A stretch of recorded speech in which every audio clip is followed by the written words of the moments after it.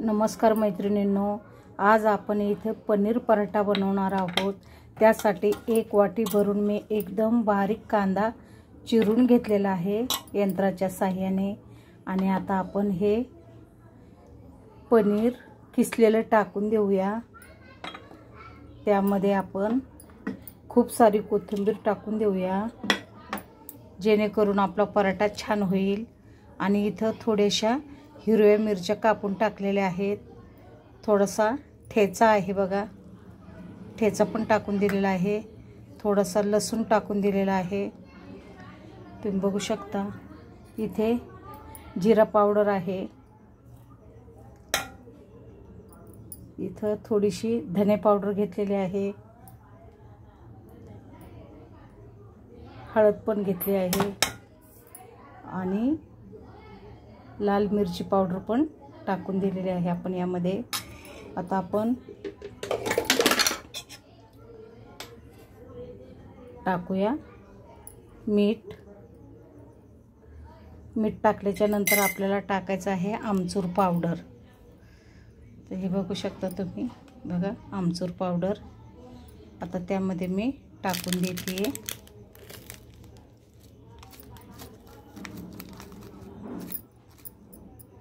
अशा प्रकारे आपण सर्व टाकून दिलेला आहे मसाले त्यामध्ये।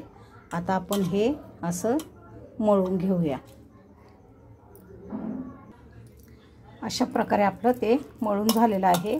आता आपण याचे छोटे छोटे गोळे करून घेणार आहोत। सर्व असे गोळे करून घ्यायचे आहे आपल्याला, कारण पराठ्यामध्ये घालण्यासाठी सर्व गोळे करून घेते मी। बघा अशा प्रकारे आपण इथे 7 गोळे बनवले आहेत पनीरचे, पनीर पराठा।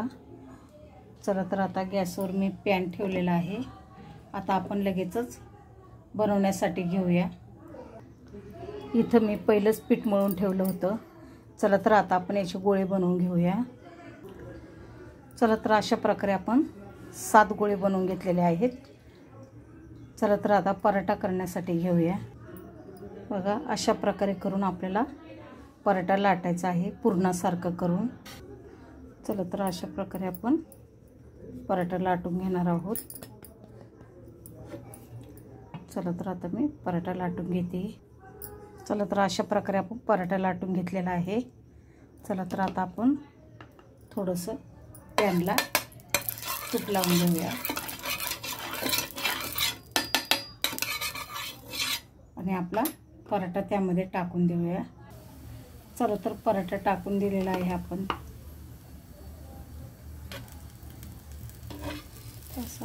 कसं आपण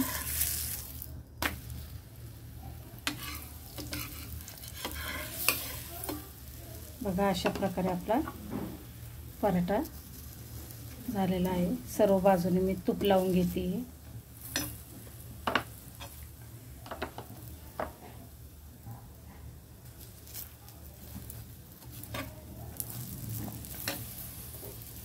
परत पलटून घेणार आहे। बघा अशा प्रकारे आपला पनीर पराठा तयार झालेला आहे। चला तर आता आपण सर्व पराठे करून घेऊया।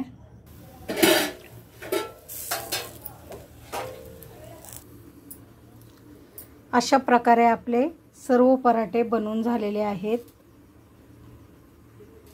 पनीर पराठा